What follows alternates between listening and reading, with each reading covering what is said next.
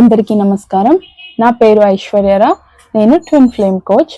ఈరోజు మరియు మీ పర్సన్ మీ ఇద్దరి మధ్య లవ్ లైఫ్ సిచ్యుయేషన్ ఎలా ఉంది, ఏం జరుగుతున్నాయి అనేది చూస్తున్నాము.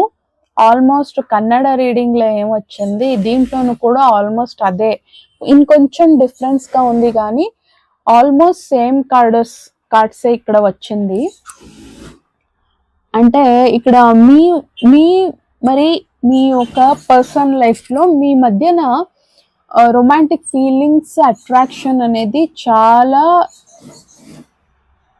ప్యాషనేట్ గా ఉంది అనేది ఇక్కడ ఫస్ట్ కార్డ్ చెప్తున్నా. ఇక్కడ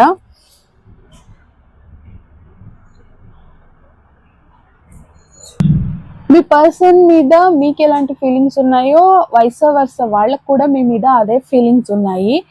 మీరు ఎక్కడో కన్ఫ్యూజ్ అవుతున్నారు, నాకు మాత్రం ఇలాంటి ఫీలింగ్స్ ఉన్నాయి, నా పార్ట్నర్ కి లేదు అని. నో, ఇక్కడ టూ వేలోనూ కూడా మంచి కెమిస్ట్రీ ఉన్నాయి మీ మధ్య అనేది ఇక్కడ చూపిస్తున్నాయి.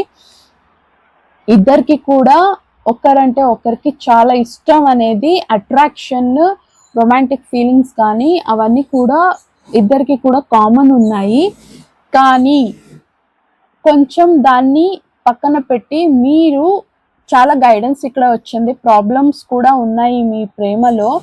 ఒకరిని ఒకరు ఇంకా తెలుసుకోవాల్సింది, అర్థం చేసుకోవాల్సింది చాలా ఉన్నాయి. హార్ట్ టు హార్ట్ కాన్వర్సేషన్, మనసులో ఏముంది, మీ ఒక లైఫ్ గురించి కావచ్చు, వాళ్ళ లైఫ్ గురించి కావచ్చు, కంప్లీట్లీ ఒకరిని ఒకరు సంపూర్ణంగా ఒకరి గురించి ఒకరు చెప్పుకోవడం అండ్ ఒకరిని ఒకరు సంపూర్ణ అర్థం చేసుకోవడం అనేది మీ లైఫ్ అనేది మీ ఒక ప్యాషనెట్ రిలేషన్షిప్ ని ముందుకు తీసుకొని వెళ్తుంది. ఆ ఒక జోన్ కి ఫీలింగ్స్ ఉన్నాయి. ఆ ఒక zone of life me life లో రావాలి అంటే కొన్ని ప్రాబ్లమ్స్ ఉన్నాయి, అవన్నీ కూడా మీరు సాల్వ్ చేసుకోవాల్సిందే అనేది ఇక్కడ చూపిస్తున్నాయి. మనసులో చాలా దాచుకుంటున్నారు మీ గురించి. కంప్లీట్లీ గుడ్ క్వాలిటీస్ మీరు చూపించడానికి రెడీగా ఉన్నారు, కానీ మీలో ఉన్న కొన్ని బ్యాడ్ హ్యాబిట్స్ కానీ, బ్యాడ్ బిహేవియర్ కానీ అవన్నీ కూడా మీ లోపల కొంచెం దాచుకుంటున్నారు అనేది ఇక్కడ చూపిస్తున్నాయి. మీరు అలాంటిది చేయడం వలన ఫ్యూచర్ లో, ఇప్పుడు మీ ఒక పాజిటివ్ సైడ్ మాత్రమే చూపించి ప్రేమించారు, పెళ్ళైపోయింది, కొంత టైం వరకు బాగానే ఉంటుంది. తర్వాత పెళ్లి చేసుకుంటే మీరు ఇప్పుడే మీ ప్రాబ్లమ్స్ ని చెప్పుకోకుండా, రిజాల్వ్ చేయకుండా మీరు ఏవైనా పెళ్లి చేసుకుంటే మీ ఒక పెళ్లిలో స్టార్టింగ్ జోన్ లో కెమిస్ట్రీ బాగుంటుంది, అదంతా ఓకే. ఆ తర్వాత ఖచ్చితంగా మీ పెళ్లిలో ప్రాబ్లం వస్తుంది అనేది ఇక్కడ చూపిస్తున్నాయి. ఈ ప్యాషనేట్ కానీ, బాడీ లెవెల్లో అట్రాక్షన్ కానీ ఇవన్నీ కూడా ఎప్పటికీ కూడా కొంత టైం వరకే ఉంటుంది. ఆ ఒక ఆశ అనేది తీరిపోయిన తర్వాత లైఫ్ లాంగ్ అలాంటి పర్సన్ తో మనం ఉండాలి అన్నప్పుడు ఎమోషనలీ కనెక్ట్ అవ్వడం, ఒకరి గురించి ఒకరికి సంపూర్ణంగా తెలిసి ఉండడం, ఒకరి మీద ఒకరికి ట్రస్ట్, నమ్మకం ఉండడం, అవన్నీ కూడా లాంగ్ రిలేషన్షిప్, లాంగ్ టైం ఉండాలి అన్నప్పుడు ఇవన్నీ కూడా సాల్వ్ చేసుకోవాల్సిన అవసరం ఉంది. మీరు కూడా మీ మనసులో చాలా దాచుకున్నారు, అలాగే మీ పర్సన్ కూడా మనసులో వాళ్ళ లైఫ్ లో ఏది జరుగుంటుందో, ప్రతి ఒక్కరికి ప్లస్ అండ్ మైనస్ అందరికి కూడా జరుగుంటుంది. అవన్నీ కూడా చెప్పుకొని పాస్ట్ ఇస్ పాస్ట్ అని పాస్ట్ ని పాస్ట్ కే వదిలేసి ఇప్పుడు ప్రెసెంట్ లో మీరేంటి, మీరు ఎలా ఉన్నారు, దాన్ని కంప్లీట్ గా దాన్ని అర్థం చేసుకొని ముందుకు వెళ్తే మాత్రమే మీ ఒక లవ్ లైఫ్ అనేది, మ్యారిటల్ లైఫ్ అనేది చాలా బాగుంటుంది అనేది ఇక్కడ చూపిస్తున్నాయి.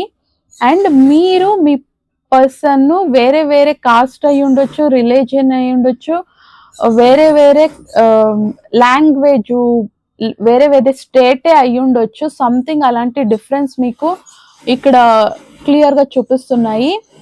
అది కూడా మీ ఒక ఫ్యామిలీలో ఇష్యూ అయి ఉండొచ్చు. వేరే కాస్ట్ నుంచి ఉన్నాడు అబ్బాయి, వేరే కాస్ట్ నుంచి ఉంది అమ్మాయి అని. అది కూడా మీ ఒక పేరెంట్స్ మధ్యన, ఫ్యామిలీ మధ్యన ఏదైనా ఇష్యూస్ రావచ్చు, దాన్ని కూడా మీరు సాల్వ్ చేసుకోవాల్సిన అవసరం ఉంది. బికాజ్ వేరే కాస్ట్ లో పెళ్లి చేసుకోవడం అనేది అంతా అప్పుడు చాలా పెద్ద ఇష్యూ ఉండేది. ఇప్పుడంతా వాళ్ళ కాస్ట్ లో అమ్మాయి అబ్బాయి దొరకట్లేదు, మా పిల్లలకి పెళ్ళైతే చాలు అని పేరెంట్సే ఇప్పుడు వేరే కాస్ట్ అయినా కూడా పర్వాలేదు, మనకి క్యాస్ట్ ఫీలింగ్స్ లేదు, మనం ఒప్పుకుంటాము, పెళ్లి చేసుకుంటాము, కోడల్ని అల్లుడిని తెచ్చుకుంటాము అనేటట్టుగా మాట్లాడుతున్నారు. అదేంటి పెద్ద ప్రాబ్లం అని ఇక్కడ నాకు కనిపించట్లేదు. ఈ తరం అలా మారింది. కానీ కొంతమందికి ఎవరికైనా అలాంటి ఫ్యామిలీలో కొంత పాత వాళ్ళు ఉంటారు, అలాంటి వాళ్ళకి ఏదైనా ఉంటే ఆ ఒక ప్రాబ్లమ్ ని మీరు సాల్వ్ చేసుకోవాల్సిన ఆవశ్యకత ఉంది అనేది ఇక్కడ చూపిస్తున్నాయి. చాలా కొంతమందికే ఇప్పుడు క్యాస్ట్ ఫీలింగ్ ఉంటున్నాయి, కానీ ఇప్పుడు పిల్లలు దొరకట్లేదు అని వాళ్ళే బయట జాతిలో వెతుక్కుంటున్నారు. సో ఐ థింక్ అది అంత ప్రాబ్లం అవ్వదు. ప్రాబ్లం ఉన్నా కూడా మీరు దాన్ని సాల్వ్ చేసుకోవాల్సిన ఆవశ్యకత ఉంది. అండ్ మీరు మీ సోల్మేట్ ని అట్రాక్ట్ చేస్తున్నారు. సోల్మేట్ అనేది ఇక్కడ క్లియర్ గా చూపిస్తున్నాయి. చాలా మందికి సోల్మేట్స్ అయి ఉండొచ్చు అండ్ కొంతమందికి ట్విన్ ఫ్లేమ్ కూడా అయి ఉండొచ్చు. మీ స్టోరీకి ఎలా రెజొనేట్ అవుతుంది అలా తీసుకోండి. ఇప్పుడు కొంతమంది కొంచెం సపరేషన్ టైంలో ఉన్నారు, చాలా మంది సపరేషన్ లో ఉండొచ్చు, కొంతమందికి మీ ట్విన్ ఎవరు అనేది తెలియకపోయి ఉండొచ్చు, లేదంటే తెలిసినా కూడా డౌట్ ఉండొచ్చు. అలాంటి వాళ్ళకి కొంచెం సపరేషన్ లో ఉండి, ఇప్పుడు సపరేషన్ పీరియడ్ లో ఉన్నారు, కొంతమంది కలిసి కూడా విడిపోయి ఉండొచ్చు, గొడవ ఉండొచ్చు. సపరేషన్ అనేది ఇప్పుడు మిమ్మల్ని మీరు కొంచెం అర్థం చేసుకొని హీల్ చేసుకోవడానికి సపరేషన్ అనేది వచ్చింది, కాబట్టి దాన్ని సరిగా ఈ టైంని వాడుకోవాలి అనేది చూపిస్తున్నాయి. Partner is on the Horizon. ఈ సపరేషన్ టైంని మళ్ళీ అదే మెసేజ్ వచ్చింది, అదే చదివాను కొంచెం. యాక్చువల్లీ ఇప్పుడు ఏది సపరేషన్ ఉంది, అప్పుడు మిమ్మల్ని మీరు తెలుసుకొని కొన్ని సందర్భాల్లో మనసులు మైండ్ ఎంత కాన్ఫ్లిక్ట్ అయ్యి గొడవ ఎంత పెద్దదై ఉంటుంది అంటే కొంచెం టైం ఇచ్చినప్పుడు దాన్ని హీల్ చేసుకొని దాన్ని సరిగ్గా అర్థం చేసుకొని ఆ ప్రాబ్లం నుంచి ఆ ఇష్యూ నుంచి బయటకు రావడానికి మైండ్కి మనసుకి కూడా టైం పడుతుంది. కాబట్టి ఇప్పుడు మీరు సపరేషన్ లో ఉన్నారు అంటే ఆ హీలింగ్ ప్రొసీజర్ ని మీరు కంప్లీట్ చేయండి అని కనపడుతున్నాయి.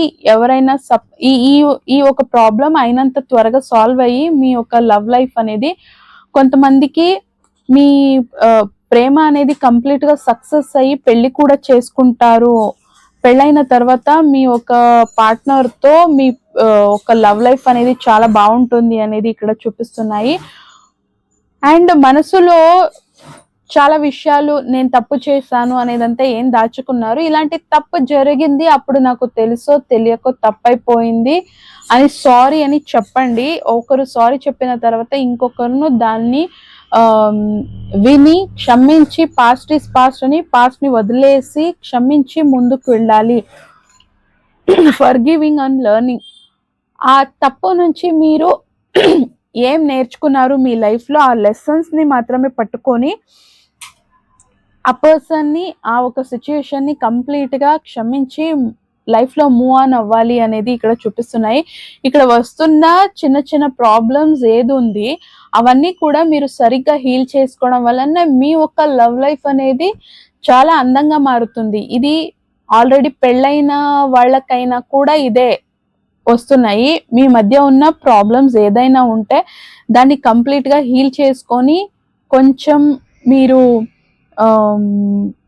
ఇవన్నీ ప్రాబ్లమ్స్ సాల్వ్ చేసుకుంటే ఖచ్చితంగా మీ పార్ట్నర్ తోనే మీరు లవ్ చేసిన అమ్మాయి అబ్బాయితోనే వాళ్ళ సోల్మేట్ అయి ఉండొచ్చు, ట్విన్ ఫ్లేమ్ అయి ఉండొచ్చు, వాళ్ళతోనే మీ పెళ్లి జరుగుతుంది అండ్ మీ హనీమూన్ ఫేస్ అనేది లాంగ్ టైం ఉంటుంది అనేది ఇక్కడ క్లియర్ గా కనపడుతున్నాయి. కొంతమంది అప్పటి జనరేషన్ ఎలా ఉంటుందో ఇప్పటి జనరేషన్ లో కొంచెం ప్యాషనెట్ గానే ఉంటున్నారు.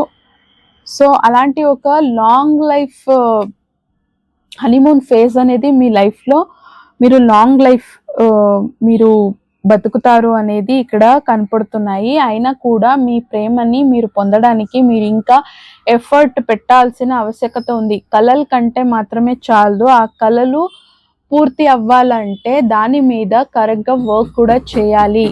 ఒకరి మీద ఒకరు కొంచెం ఆధారం పడడం అనేది కపుల్స్ మధ్యన ఇట్స్ కామన్. బట్ హెవీలీ ఒకరి మీద ఒకరు ఆధారపడిపోవడం అంటే నువ్వు లేకుండా నేను బతకలేను, ఒక చిన్న చిన్న పనికి కూడా పార్ట్నర్ మీద ఆధారపడడం అనేది చాలా తప్పు. మీ వరకు ఎంత మీకు చేయడానికి అవుతుందో అంత చేసి ఆవశ్యకత ఉన్నప్పుడు మాత్రమే మీ ఒక పార్ట్నర్ హెల్ప్ తీసుకోవాలి అనేది ఇక్కడ కనపడుతున్నాయి. కొంతమంది ప్రతి ఒక్క చిన్న విషయానికి కూడా భార్య మీద భర్త, భర్త మీద భార్య ఆధారపడడం అనేది 100% ఆధారం పడడం అనేది రాంగ్. కానీ ఎప్పటికీ కూడా కొంతవరకు ఎప్పటికీ భార్య భార్య మీద ఆధారం పడాలి. అదే సృష్టి ధర్మం. కానీ ఏది అతి అయినా కూడా అది తప్పవుతుంది. కానీ ఇక్కడ ఎవరికి బ్యాడ్ హ్యాబిట్స్ ఉన్నాయి అది మీ వరకు తీసుకోండి. మీకు అయి ఉండొచ్చు, మీ పార్ట్నర్కి అయి ఉండొచ్చు కొన్ని బ్యాడ్ హ్యాబిట్స్ ఉన్నాయి. అవన్నీ కూడా దాని మీద మీరు వర్క్ చేయాల్సిన ఆవశ్యకత ఉంది. ఆ బ్యాడ్ హ్యాబిట్స్ అనేది మీ మధ్యన మీ ఒక లవ్ లైఫ్ ని ఎఫెక్ట్ చేస్తుంది. దాని నుంచి మీ మధ్యన ప్రాబ్లమ్స్ వస్తుంది అనేది ఇక్కడ కనపడుతున్నాయి. మీరు ఈ వ్యక్తిని సంపూర్ణంగా నమ్మొచ్చు. అండ్ మీ మధ్యన చాలా అట్రాక్షన్ ఉంది.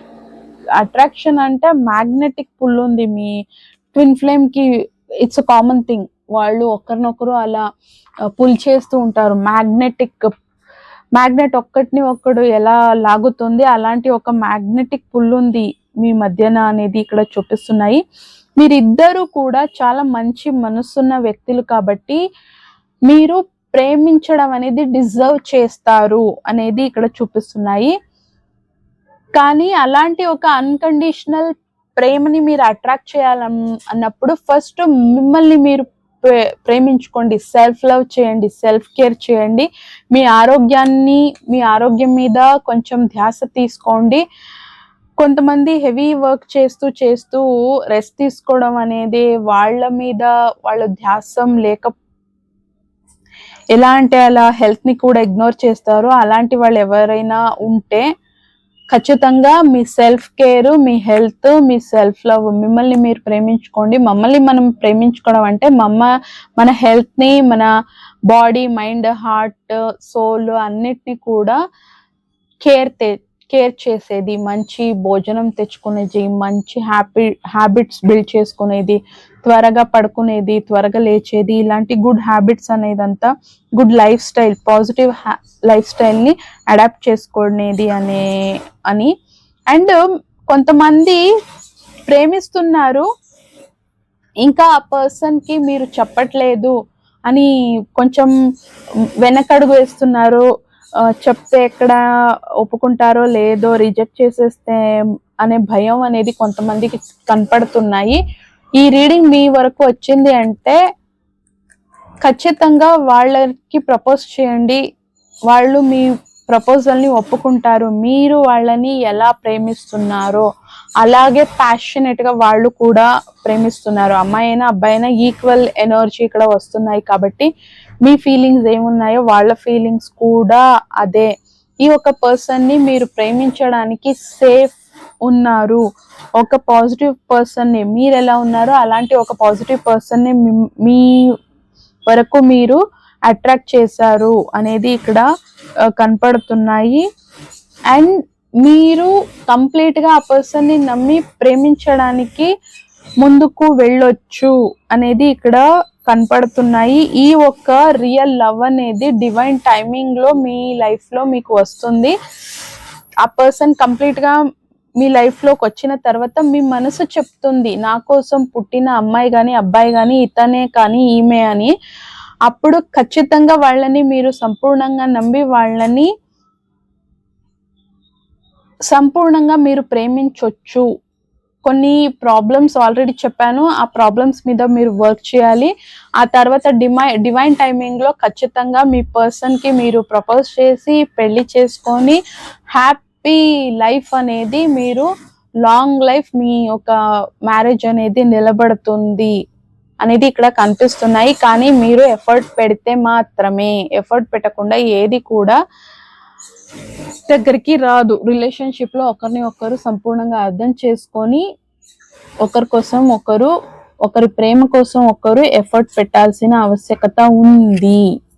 ఓకేనా?